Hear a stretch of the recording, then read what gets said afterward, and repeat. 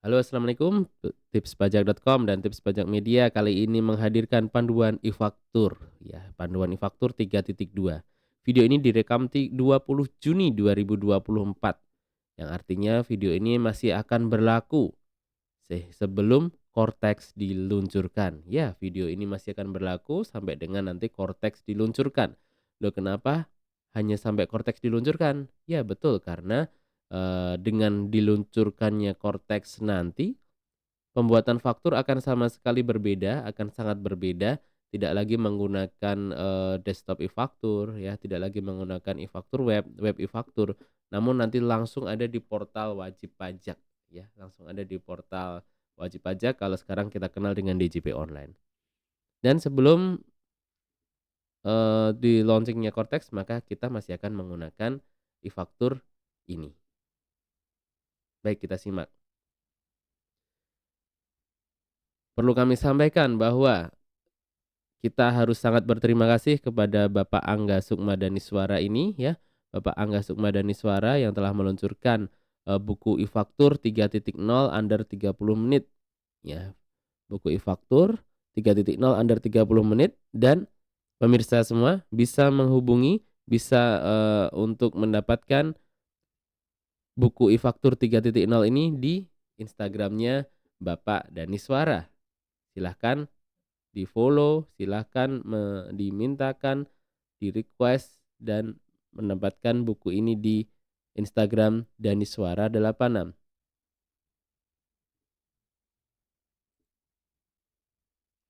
Nah, kapan kita wajib membuat faktur? Nah, ini, bagi kita yang bahkan sudah lama pun menggeluti di bidang PPN ini, seringkali terlupa bahwa ada ketentuan mengenai kapan kita wajib membuat faktur.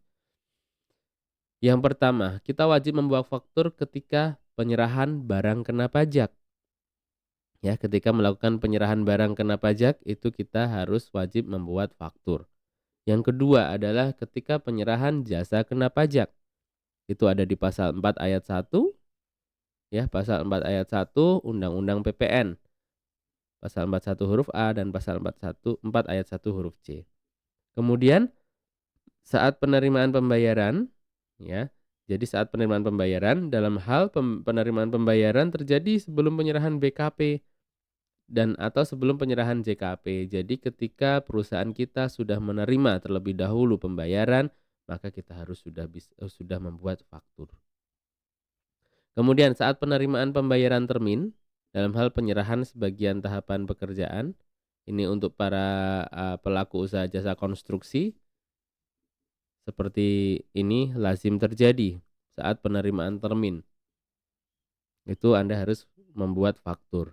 Kemudian saat lain yang diatur berdasar peraturan Menteri Keuangan tersendiri.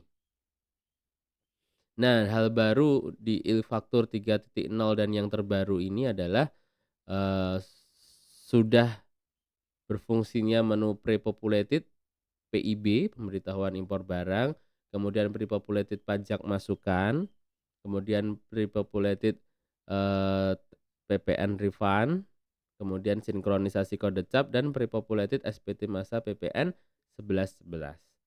Sebelum e-faktur ini, mungkin jika Anda sudah berpengalaman, untuk, merekam pajak masukan kita harus merekam sendiri. Nah, di e-faktur 3.0 ini ya dan yang terbaru saat ini adalah 3.2, itu semua pajak masukan, semua pajak impor barang sudah tersedia atau sudah pre-populated ya. Jadi sistem dalam hal ini Ditjen Pajak telah menyediakan, "Ini loh PM-PM Anda, ini loh pajak masukan yang bisa Anda untuk kreditkan. Ini loh pemberitahuan impor barang yang bisa Anda kreditkan, Anda akui sebagai PM." Nah, keputusan kembali ke wajib pajak, mau menggunakan, pajak masukan itu, mau mengkreditkan atau tidak, gitu ya.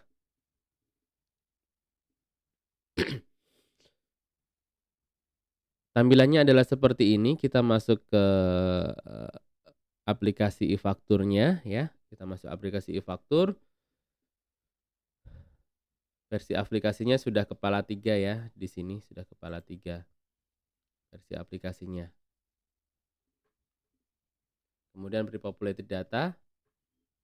Jadi ini kita akan melakukan pengkreditan PM ya, pre-populated data PM. Kita mau melihat data PM yang tersedia itu apa saja. Sekali lagi ini dari Bapak Angga Sukma Daniswara. Silahkan untuk dapatkan, kunjungi Instagram beliau untuk mendapatkan bukunya, How to Get the Book.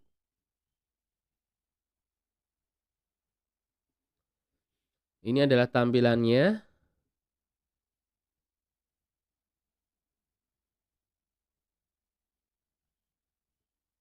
Ya, tampilannya seperti ini. Untuk pre-populated ini, silahkan kita masuk ke ini, pre-populated, lalu klik pajak masukan. Dan setelah itu pilih masa pajak yang akan Anda ingin dapatkan datanya. Pilih lalu get data. Setelah pilih dan get data, Anda akan diminta CAPTCHA, ya. Anda akan diminta CAPTCHA seperti ini. Dan kemudian ini adalah data yang termiliki, daftar fakturnya. Defaultnya aplikasi ini adalah dikreditkan, ya. Defaultnya adalah dikreditkan di sini. Ya, defaultnya dikreditkan. Oke. Kemudian kita klik next. Bagaimana jika kita tidak ingin memakai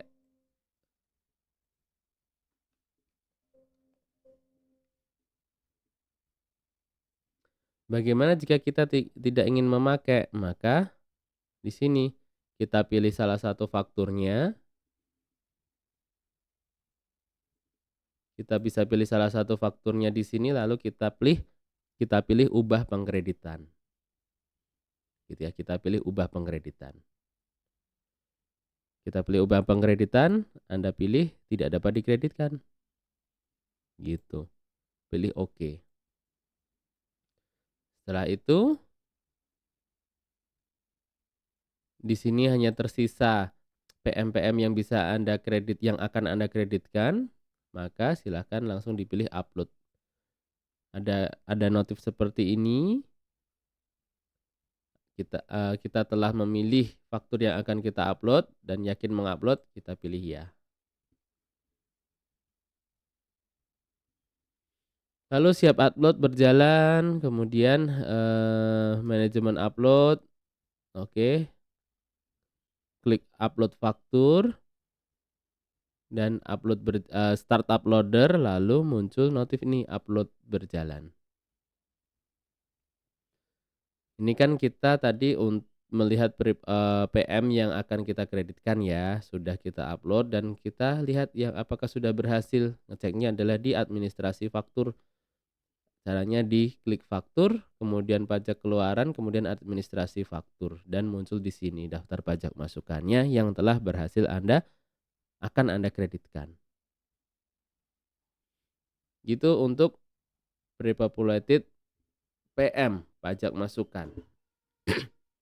Dan berikutnya adalah pre-populated untuk PIB, pada prinsipnya sama aja. Untuk pajak impor, pemberitahuan impor barang ini caranya klik di sini pre-populated, PIB, get data. Sama semuanya.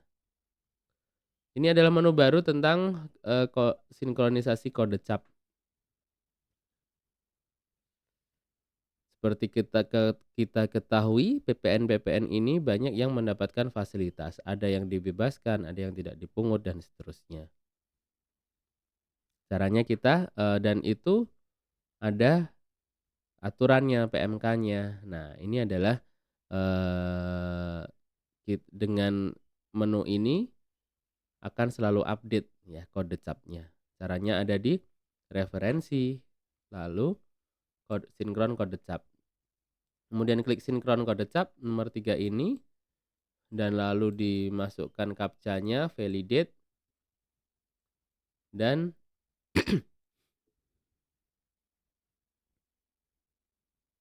sudah, dan akan muncul daftar kode capnya. Gitu. Seperti itu, itulah aplikasi e-faktur desktop, di mana artinya di sini kita untuk melakukan pre-populated pajak masukan ya. Dalam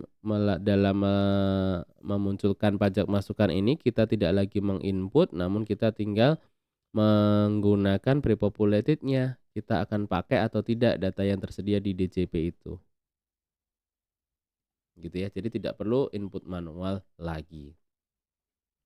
Untuk faktur bagaimana buat fakturnya, Bang? Faktur keluaran. Faktur keluaran tidak ada perubahan, Anda masih harus masih menginput jika faktur keluaran ya. Masih input di sini silahkan untuk faktur keluaran. Nah, faktur pajak. Nah, ini faktur pajak keluaran. Silahkan dibuat.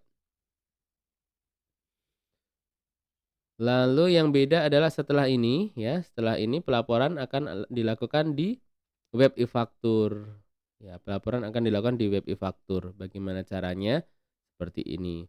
Pastikan Anda sudah memiliki sertifikat elektronik ya, sertifikat elektronik di akun PKP Anda dan harus diinstal ke browser Anda.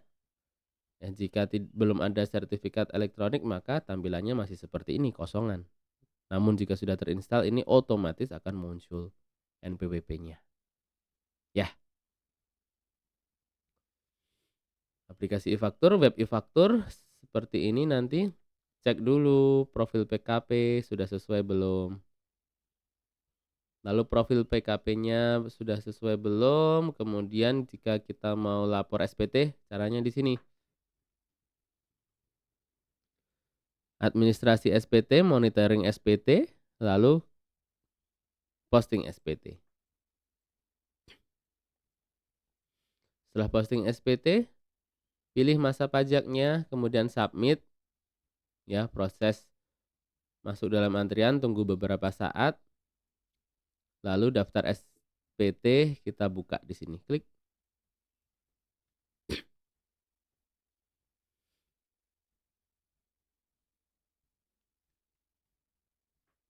Setelah kita posting, kita akan cek kembali isian-isiannya, pastikan sudah betul semua. Oke, yang pertama adalah lampiran detil. Seperti sering kami sampaikan bahwa isi SPT itu dari belakang ya, dari yang paling detil lebih dulu.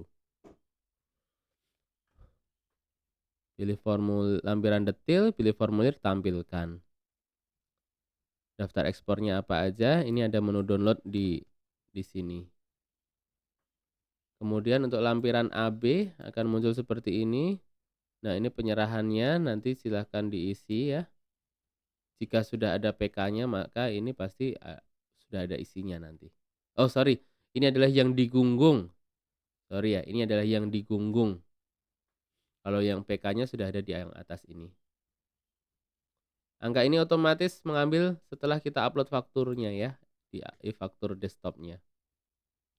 Rekapitulasi perolehan, kemudian penghitungan PM yang dapat dikreditkan, kemudian pajak masukan lainnya ada di sini. Lalu klik centang submit.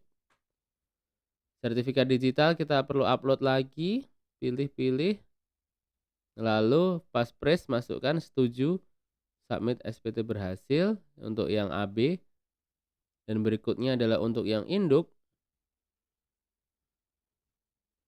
Seperti ini setelah detil AB induk. Nah, induk ini silakan diisi yang terutang PPN ada apa tidak. Kemudian ada perhitungannya seperti ini, di sini muncul kurang bayarnya sekian. Ya, daftar SSP-nya silakan diisi, NTPN-nya, kemudian PPN KMS kegiatan membangun sendiri jika ada. Pembayaran kembali pajak masukan bagi PKP gagal produksi, pajak penjualan barang mewah jika ada. Lalu kelengkapan SPT ini silakan dicentang, tanggal, lalu nama, klik submit, dan lapor. 52 ini lapor, klik lapor. Masukkan lampirkan SPT-nya, lampirkan dokumen yang diperlukan, lalu pilih lapor di bawah ini. Lalu proses lapor berhasil dan kita bisa cetak SPT-nya di sini. Klik cetak SPT dan hasilnya seperti ini SPT-nya. selesai dan ini kita juga bisa melakukan download CSV Prepopulated di sini. Sekian ya, semoga bermanfaat. Sekali lagi, ini tampilan ini kami dapat dari buku e-faktur 3.0 ya, 3.0, dari Bapak Angga. Silahkan Anda dapatkan buku e-fakturnya dengan follow akun Instagram ini dan mintakan informasi bagaimana cara mendapatkannya. Sekian, semoga bermanfaat. Salam sehat dan salam sukses selalu dari tipspajak.com dan Tips Pajak Media. Wassalamualaikum warahmatullahi wabarakatuh.